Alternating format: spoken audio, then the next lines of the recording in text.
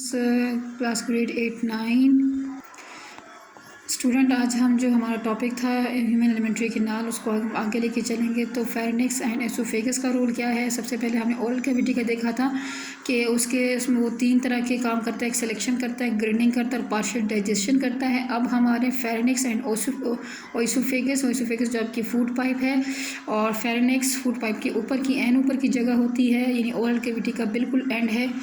तो यहाँ पे हम डायग्राम में भी देख सकते हैं स्टूडेंट, जो फेरिंक्स होता है वो ये वाला पोर्शन होता है। ठीक है स्टूडेंट्स, तो आपने इसमें कंफ्यूज नहीं होना। यहाँ से शुरू करते हैं। The bolus is swallowed and then push down by the movement called peristalsis. तो स्टूडेंट, जो बोलस होता है वो नीचे जाता है, वो उसका नीचे जाना कि जो मूवमेंट है उसको पेरिस्टालसिस कहते हैं। During swallowing the bolus is pushed to the back of the mouth by the tongue and the soft plate moves upward and to the rear to the close to the opening of the nasal cavity। तो student ये जो है ना, ये वाला opening जो है ये नेसल कैविटी के भी बिल्कुल करीब है। तो यहाँ पे जो है ना वो बोलस मूव कर रहा होता है। ये नीचे तो आपकी ट्रैकिया आता है, तो आगे से जो है वो फूड पाइप है, मतलब फूड पाइप पीछे की तरफ है और ट्रैकिया जो है वो फ्रंट पे होता है।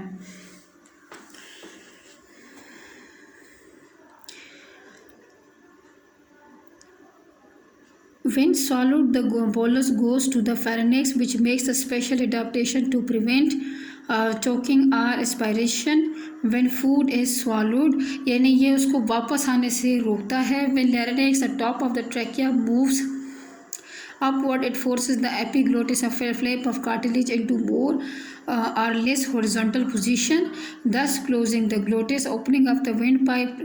Opening of the wind pipe, जो विंड पाइप हमारी सांस की नाली है उसको क्लोज कर देता है। द बिगिनिंग ऑफ द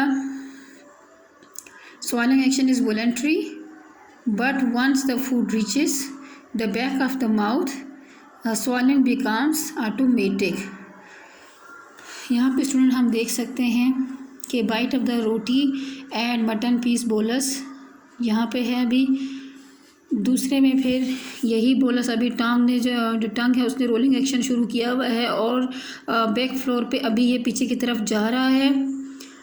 तो अब एपिग्लोटिस ने क्या किया, ट्रैकिया को कवर कर दिया ताकि ये क्या करे, जो फूड वेंट पाइप है यानी जो सांस की नाली है उसके अंदर ना जाए, बल्कि जो खुराक की नाली है वो इसोफेगस है उसी के अंदर बोलस आगे जाए, वो पीछे की तरफ ना जाए।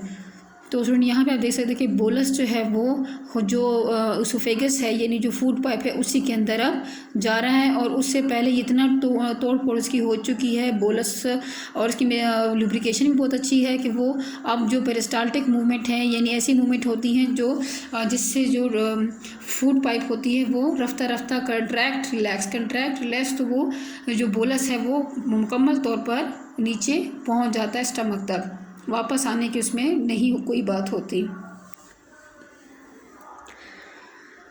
तो ये स्टूडेंट मैं फिगर आपको समझा चुकी हूँ। आगे, after being swallowed the food enters the tube called the oesophagus which connects the pharynx to the stomach, and neither the pharynx nor the esophagus contribute to digestion, and the previous digestion action of the saliva continue. यानी अब यहाँ पे ये है कि ना pharynx और जो ओइसोफेगस है उसमें डाइजेशन का कोई प्रोसेस नहीं होता। जो डाइजेशन का प्रोसेस शुरू होता है वो मुंह में यानी ओरल कैविटी से शुरू होता है, लेकिन वो सलाइवा की वजह से पार्शियल डाइजेशन होती है। लेकिन इस जो पोर्शन है ये वाला, यहाँ पे कोई डाइजेशन का प्रोसेस नहीं होता। हाँ, जो सलाइवा उसके अंदर मौजूद है तो उसका डाइजेस्टिव एक्शन इसमें होगा, लेकिन वो उसकी वजह ओइसोफेगस नहीं है, ना फेरिंक्स है। Peristalsis move the food from the oral cavity to the rectum, ये जो पेरिस्टाल्टिक मूवमेंट होती हैं जिससे फूड आगे पुश हो रहा होता है, यानी मसल्स कंट्रैक्ट रिलैक्स तो आगे जा रहा होता है। ये रेक्टम वो जगह होती हैं जहाँ पे आपके फीसेस टेम्परेरी तौर पर जो है ना स्टोर होते हैं। It is defined as the rhythmic peristalsis क्या है स्टूडेंट्स, तो यहाँ से आप उसको डेफिनेशन देखेंगे। It is defined as the rhythmic sequence of waves of contraction in the smooth muscles of the walls of alimentary canal, thus squeezing the food down along the alimentary canal, figure 8.6। अच्छा student, यहाँ पे जैसे diagram अभी भी दिखाया हुआ है कि मास ऑफ द फूड, यानी जो बोलस जो नवाला अंदर जब जाता है तो हमारे जो फूड पाइप है उसके अंदर कैसे जा रहा होता है एसोफेगस के अंदर। तो आप देख सकते हैं कि मसल्स कंट्रैक्ट होते हैं, रिलैक्स होते हैं। अब यहाँ पे जब कंट्रैक्शन होगी तो बोलस आगे जाएगा, ठीक है, और जैसे ही नवाला आगे जा रहा होता है मसल्स रिलैक्स हो गए, अब यहाँ तक आ जाएगा, फिर वो कंट्रैक्ट होके और जो बोलस है उसको फॉरवर्ड मूव, इस तरह जो बोलस है वो आगे मुसलसल जाता है। यानी ये कोई हार्ड पाइप नहीं है कि जो खाना है बस वो एकदम से गिर जाएगा स्टमक में। तो इसका मतलब है कि ये मुसलसल जो फूड पाइप है उसमें कंट्रैक्शन मसल्स की, जो स्मूथ मसल कंट्रैक्शन और रिलैक्सेशन हर पॉइंट पे हो रही है, और जिससे बोलस जो है वो सक्सेसफुली नीचे स्टमक तक पहुंच जाता है। स्टमक अब जब स्टमक में फूड पहुंच गया है तो उसमें क्या हो गया कि उसमें ये प्रोसेस डाइजेशन होगी, चर्निंग होगी, यानी मिक्सिंग होना फूड का सही, आप जिसे हम पानी भी पीते हैं साथ में फूड जो भी खा रहे होते हैं, एंड मेल्टिंग। तो लेट मी चेक कि ये इसमें क्या क्या डिटेल दी हुई। The stomach is a deleted part of the alimentary canal, it is J shaped. तो स्टूडेंट जैसे ये स्टमक की शेप आपके सामने है तो ये जे शेप का होता है। तो ये आपके बॉडी के लेफ़्ट साइड पे होता है, located in the left of the abdomen just be the diaphragm. Stomach has two main portions, the cardiac portion is present immediately after the esophagus and the pyloric portion is located beneath the cardiac portion। जैसे कि आप diagram में देख सकते हैं ये oesophagus है, जैसे फूड यहाँ तक आएगा तो ये कार्डियक स्फिंक्टर एक है होता है। बेसिकली ये एक ऐसा दरवाज़ा है, ओपनिंग है कि फूड इसमें चला जाए तो वो वापस मूवमेंट नहीं आता, ठीक है। जब हमें वोमिटिंग आ रही है तो वो एक अलग, तो वो एंटी पेरिस्टाल्टिक मूवमेंट, यानी ऐसी मूवमेंट होती हैं जिससे जो फूड हजम नहीं होता या इनकेस उसके अंदर कोई प्रॉब्लम है तो वो वापस आता है। और इसका काम ये है कि जो फूड यहाँ तक पहुँच गया वो वापस ना जा सके, अगर को हमें कोई इस तरह की कोई इशू नहीं है वोमिटिंग वगैरह की। तो यहाँ पे कार्डियक पोर्शन है, यानी स्टमक के भी दो पोर्शन हैं, कार्डियक पोर्शन है, एक पाइलोरिक पोर्शन है। तो पाइलोरिक पोर्शन जैसे स्टूडेंट आप यहाँ पे देख सकते हैं, कार्डियक है, एक पाइलोरिक है, और यह स्फिंक्टर है। ये बेसिकली एक यहाँ पे समझे एक ओपनिंग वॉल से होती है, जब वो यहाँ तक फूड पहुँच जाए तो वो जाकर वापस ना जा सके। और इसके बाद पाइलोरिक स्फिंक्टर भी है कि जो अब इससे आगे फॉरवर्ड हो चुका है वापस स्टमक में ना आए।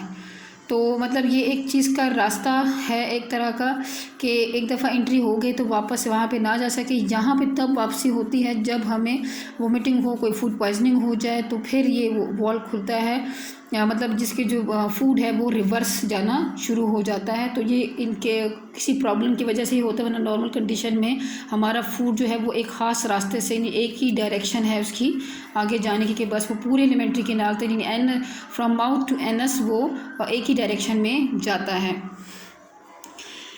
आगे हमारे पास इसको लेके चलें तो स्टमक हैज़ टू स्फिंक्टर, जैसे मैंने बताया कि एक आपका है कार्डियक स्फिंक्टर, दूसरा पाइलोरिक स्फिंक्टर है, तो आप देख चुके हैं। The cardiac sphincter is between the stomach and the esophagus, while the pyloric sphincter is between the stomach and the small intestine. The bolus enters the stomach from the esophagus through the cardiac sphincter. When the food enters the stomach, the gastric glands found in the stomach wall are stimulated to secrete the gastric juice. It is composed chiefly of the mucus, hydrochloric acid, and a protein digesting enzyme pepsinogen. Hydrochloric acid convert the inactive enzyme pepsinogen into an active form called the pepsin. और इस enzyme का काम क्या है कि HCl also kills the microorganism present in food. Pepsin partially digests the protein portion of the food. bulk of the mutton, यानी जो आपको पता है मटन प्रोटीन का सोर्स है तो वो उसको डाइजेस्ट करता है। into the polypeptide and shorter peptide chains in the stomach. Food is further broken apart through the process of the churning. The walls of the stomach contract and relax, and these movements help in thorough mixing of the gastric juice and the food. So जैसे हमने पढ़ा कि यहाँ पे जो stomach है उसमें gastric juice है,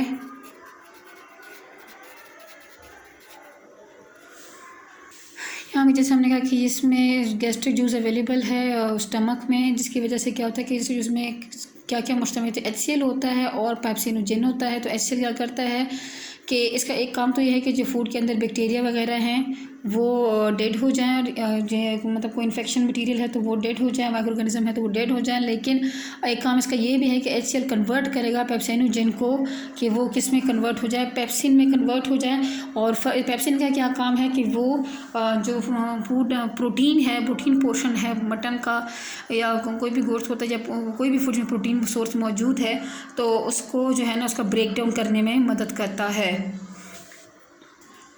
The starch in our bite of the bread and the protein in mutton have been partially digested, and the food has been converted to soup-like mixture called chyme.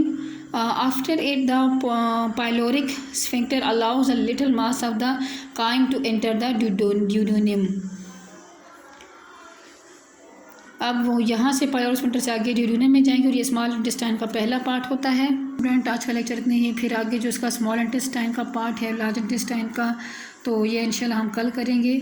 आपने अभी तक जो हमने read out किया उसको अच्छे से पढ़ना है, समझना है, उसको याद करना है, सुनना, साथ साथ पॉइंट बनाते रहें, अपने होमवर्क कॉपी पे इसको अच्छे से रीड करके लिखें। अल्लाह हाफिज़।